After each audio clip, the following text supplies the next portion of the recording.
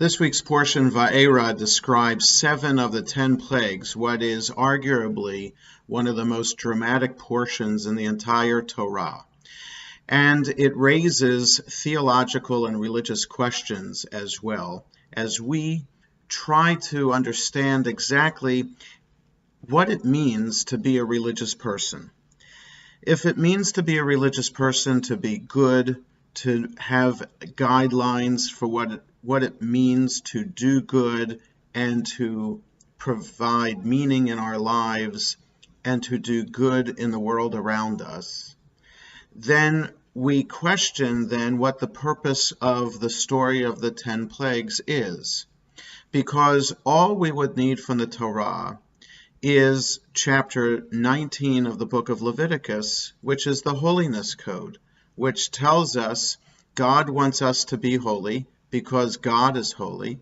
We should love our neighbor as we want to be loved, and that would be the ideal for which we strive in our lives. But Judaism is more than just religious values and norms that are taught in the book of Leviticus. Judaism is a story of the people of Israel. And as such, we come to terms with events that happen around us and try to put them in a context, and namely in a religious context.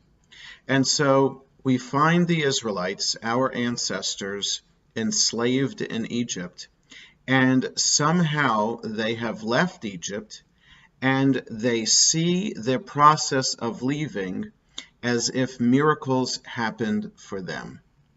And that, I think, is how we have to understand, or we can understand, the 10 plagues themselves. Because events happen around us all the time. It's how we interpret those events that determine whether there's a religious sense to them or not. When good things happen in our lives, we can see them as blessings. We can see them as God acting on our behalf, or we could just see them as an event that happened. As religious people, we tend to see God working in the world around us and our attempt to try to communicate with God.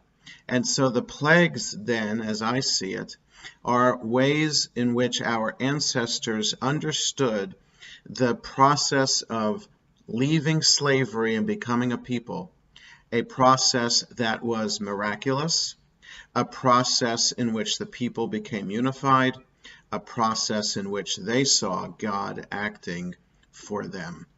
Shabbat Shalom.